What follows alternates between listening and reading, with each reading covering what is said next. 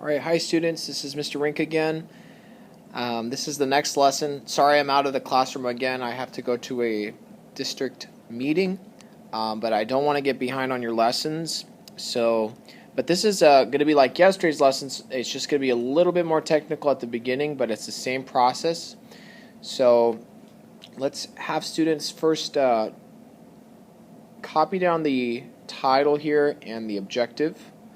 Let's have the teacher that's here. Let's please pause the video here for the students. Give them a moment to copy this down.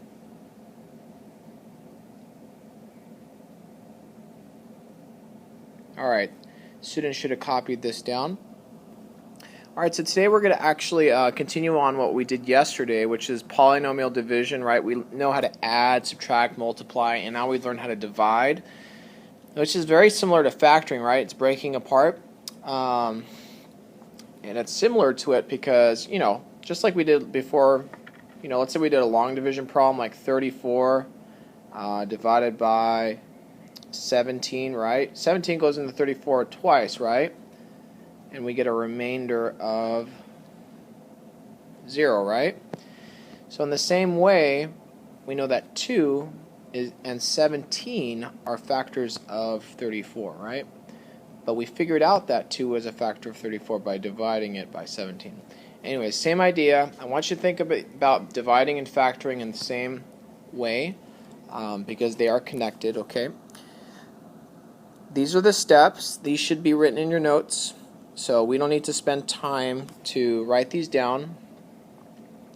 But I would like you all to focus on the second step. Let's all read the second step together here. Ready and begin. Set up the long division problem in descending order with missing terms as well. So this is a super important step. So in your notes, just make sure you see the word descending order and missing terms, okay? Super important today. I want to make sure we get that. Alright? So I'm going to pause the video here. And we'd like to make sure you got this down. If all the students are ready, we can move on. Here we go, numbers 1 and 2. Okay, so number 1, I'm just going to focus on number 1 here first. We have a polynomial here, and you could clearly see that it's all out of order. We have m to the third, m to the first, m to the fourth, and then constant divided by 5n minus 7. Don't worry about that too much. We want to think about what's the largest exponent here. It's m to the fourth, right? So we want to focus on that term first. So we're going to rewrite this in descending order, and we want to stay organized. So we start with 5m to the fourth because we have positive 5n to the fourth. Then I ask, are there any m to the thirds? Yeah, there's negative 7m to the thirds. I'm going to bring that down. Then I asked, are there any m squareds? Are there m squareds anywhere here? This is not an m squared. This is not an m squared. So I noticed there are no m squared. So I'm going to add 0 m squareds because there aren't any. I'm not changing the problem by putting in 0.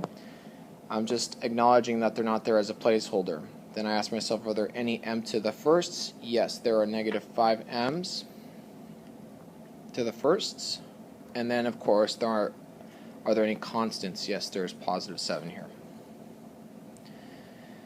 Alright, so I wrote that in descending order. Same thing with my divisor. I want to make sure that's in descending order. 5m minus 7 is already in descending order, so we're going to leave that alone.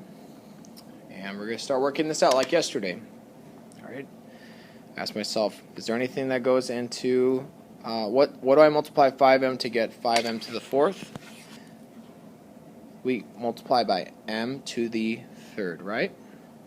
Then I ask myself, m to the third times 5m is 5m to the fourth.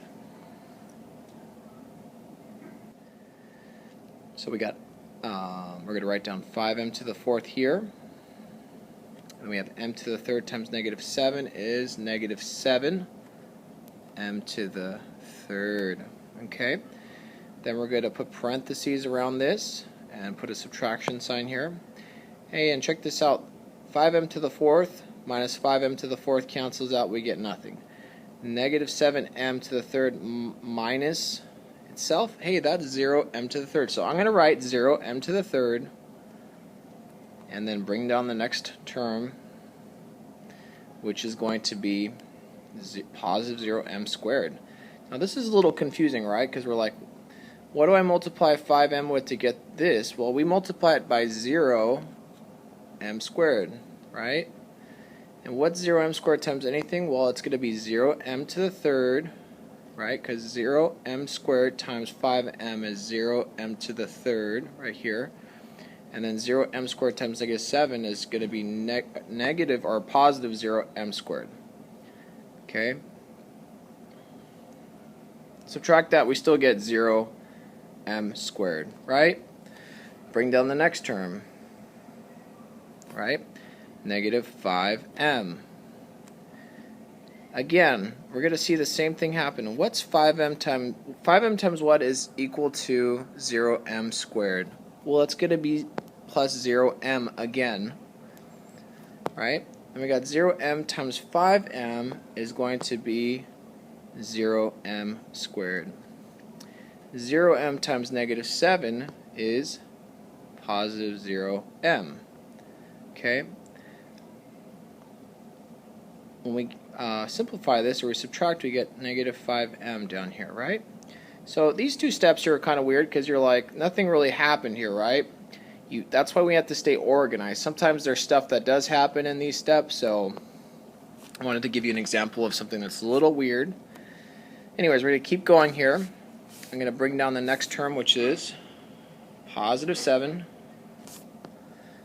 plus 7 down here, and then we're going to ask ourselves, what do I multiply 5m with to get negative 5m? Well, I multiply by negative 1, right? Negative 1 times 5n is negative 5m. And then I got negative 1 times negative 7 is positive 7. And hey, check this out. Isn't that the same binomial we have right here? Leaving our remainder as 0. This is nice because now I know that my answer is going to be up here. Now, you'll notice that there's like 0m squared right here and right here. So since there's zeros there, they're kind of redundant. So all I care about is the first term, which is m cubed. And then we have the last term minus 1. Here's your answer. There's no remainder, so we don't have to worry about a remainder. But if we did, we would say plus 0 divided by our divisor. We would bring this down here. But I'm not going to do that because it's irrelevant here. Okay, so that's number 1. Just like yesterday, it's Tuesday. Let's have the next student talk. Let's have threes talk today. Threes are going to teach the rest of the group. And if not a 3, let's have a 1 talk again. Teaching the rest of the group about number 1. If the teacher could please pause the video here, students will talk for about 30 seconds to a minute, explaining the entire problem. And then students will need to write down number 1. When they're done, we could continue. So please pause the video now.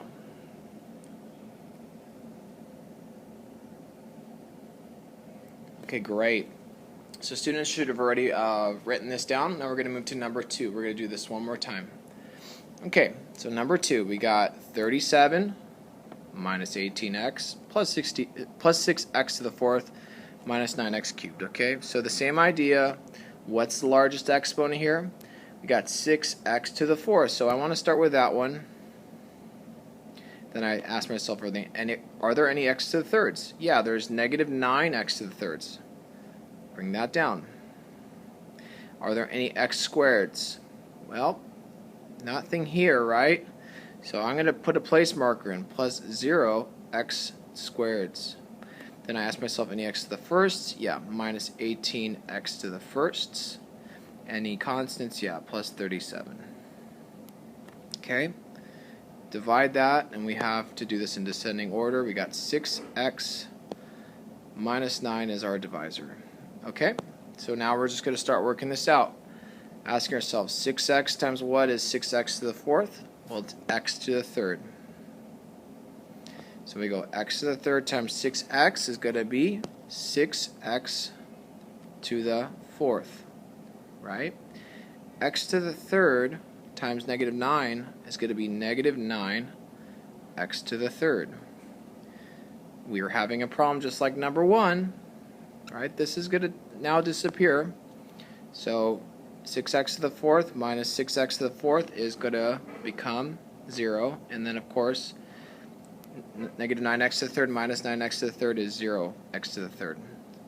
That's okay. Let's just keep working here. You'll notice that we have 0x squared here. That's the way this problem turned out. So we're going to, again, ask ourselves, back at the beginning, I'm going to erase some of this annotations here. Okay. Ask myself, what do I multiply 6x with to get 0x to the third? We're going to multiply by 0x squared. 0x squared times 6x is 0x to the third.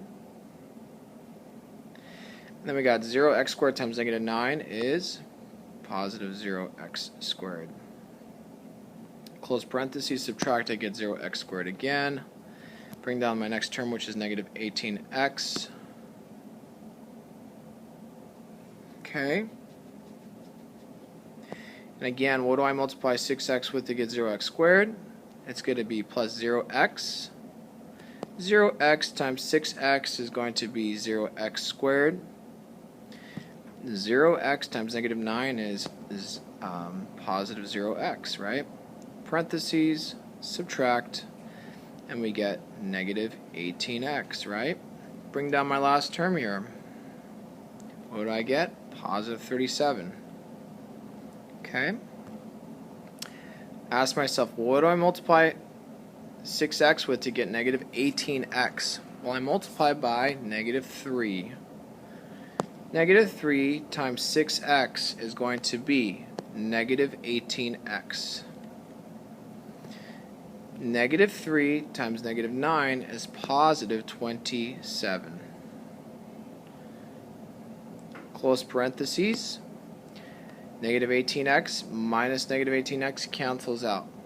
37 minus positive 27 is going to be positive 10. That's our remainder. Okay, so that's okay. You'll notice in our final answer we got a couple of these 0x's. Those are going to be redundant, so now we're going to write x. I'm sorry, let me use the right color here.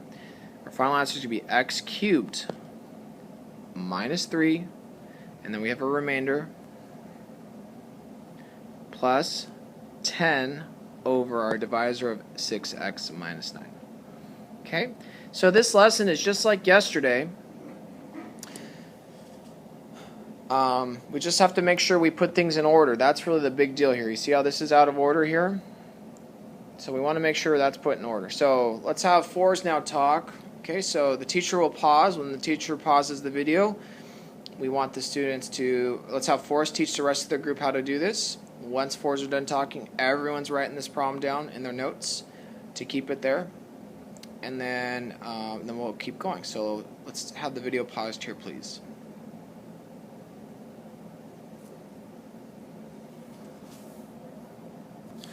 Alright, so I could do these forever, but I really think you need to practice these, of course.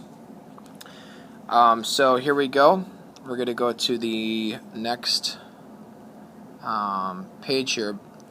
I'd like you to discuss these, okay? What did we learn again today with your group?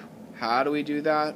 How is what we learned similar to long division? So some of these questions are different. How is it similar to long division, and how is it similar to factoring, okay? So let's have the teacher pause again. Let's have some good discussion for about a minute to two. And of course I'm not here to call on you, but I'll go over these. So let's pause the video here for about a minute.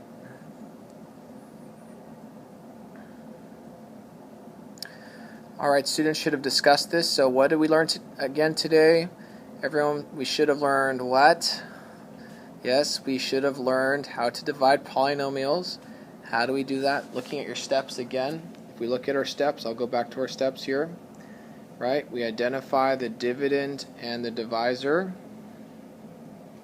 We set up the long division problem in descending order with missing terms as well. So, and this of course is super important today. And then we divide. And if the remainder exists, leave it over the divisor. That's the second one. Third question, how is what we learned similar to long division? Well, we're doing the same process as before. Remember long division from before? 324 divided by 7, right? We ask ourselves, how many times does it go in? Well, it goes in 4. 4 times 7 is 28. Subtract, we get a remainder of 4.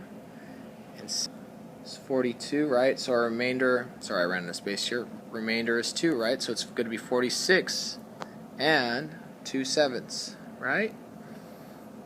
So it's very similar to that. And how is this similar to factoring? Well, we're breaking things apart. We're going to look at this in a couple days here, but they're very connected, okay? All right, so students, I need you to do some practice, okay? We got 4 problems here. So, and this is a lot of group work. I'd like you to do group work here. You'll notice some of them look longer or worse than others. That's okay. Use the steps that I showed you. If there's any missing terms, please put them in there. Even if it's constants, like look at number 2. Here's a hint for number 2. We have k to the third, k squared, and k to the first, right? But are there any constants? No, they're not. So you have to add a +0 at the end, okay? Just a little hint, okay? All right, let's pause the video here. Let's have the teacher pause it for about 10 to 12 minutes. Students should be done, and then we'll show them the answers. Alright kids, you should have written these down and worked them out with your group. Let's check our work. Here is your work. Here are your answers. So everyone should check their work. I'm hoping you're trying these. These are hard. This is what your next unit is on, your test. So and we just took a test. We're going to take a test in a couple weeks again, so got to keep those grades up. I'm really proud of the work we're doing. I know some of you are working really hard, so I want to make sure you guys pass this class, and I know you could do it. So anyways, this concludes the lesson. Thank you so much. Bye-bye.